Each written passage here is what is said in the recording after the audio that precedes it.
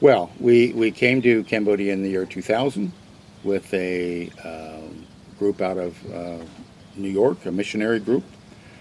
And we came and started working in a hospice with adults that had HIV. And I had never personally met anybody with HIV.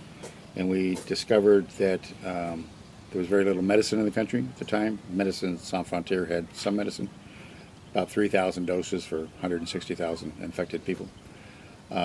Make a long story short, the children, the people were dying in the hospice, and their children who were infected with the virus had nowhere to go. The villages wouldn't accept them, their extended families wouldn't accept them, etc. In 2006, we left that organization and started New Hope so that we could expand to the provinces. We provide a full school here from grades 1 to 8, all in English. That was 1 through 4 last year, and now it's 1 through 8 this year. We have built houses for the teachers. We have 14 expatriate native English-speaking teachers on site. So the total curriculum is in English with one hour of Cambodian every day, the Khmer language. The idea is to give these children the best education they can, so that, because they're going to fight stigma and discrimination here in Cambodia, they have to have the best education they can have. Next week I have exam again. She has the 12th grade exam, and then she'll go to university in about 2 weeks, 3 weeks. Do you know what you want to study? I want to study medical school. I don't think there are enough superlatives for the work that John and Kathy have done here to build what is a family-based community where the children are encouraged to keep their ties to their roots. They're encouraged to keep their spiritual and religious beliefs. They are encouraged to care for each other. They are encouraged to care about the world. But we have like a girl graduated this year in banking or accounting. Accounting. She's already got a job. She was employed very quickly by a local business. She will stay with us for 3 months till she saves enough money to make the transition from depending on us for everything to supporting herself. She's 22 years old and she's now independent. It's hard to say where she would have been without the program, but one, she would not have been educated. Two, she would have not gotten the antiretroviral medicine.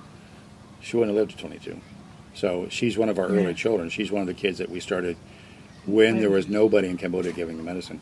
We were told, wait till the national programs get things going.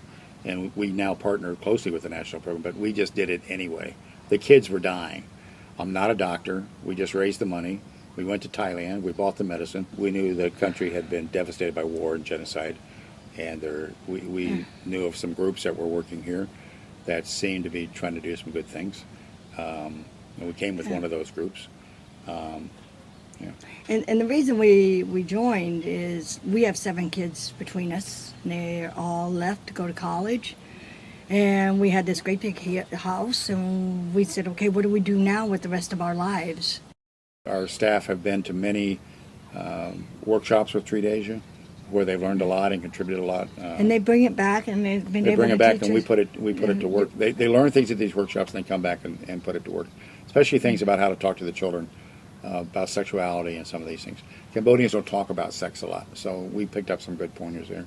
But no, TREAT Asia has been from Kevin way back when to Annette now. They've been tremendous supporters of us.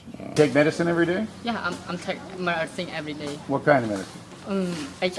ARV. ARV. So you have HIV? Yes, I have HIV. You look very healthy. No problem? I don't know why. You're very healthy. Yeah. Okay. The national program now is in all the provinces. The medicine's available in all the provinces.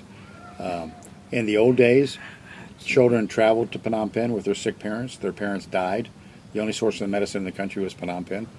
And so everybody traveled. And they were medical refugees.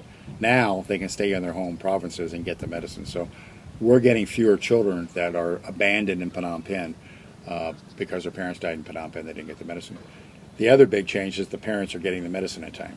So they're not dying, and the number of children coming to us because they have family support because their parents are still alive is significantly improved. Babies, we used to have a house with 17 cribs in it. We don't have any babies right now. The Prevention of Mother-to-Child program is working in Cambodia, working beautifully. So we don't have babies, which is a wonderful. We have a new baby, but it's HIV negative, born to one of our staff. We don't have babies now. It's a wonderful problem to It not is a have. wonderful Our children problem. we're getting older children now. We're not getting the young ones anymore. Yeah. I personally think there's another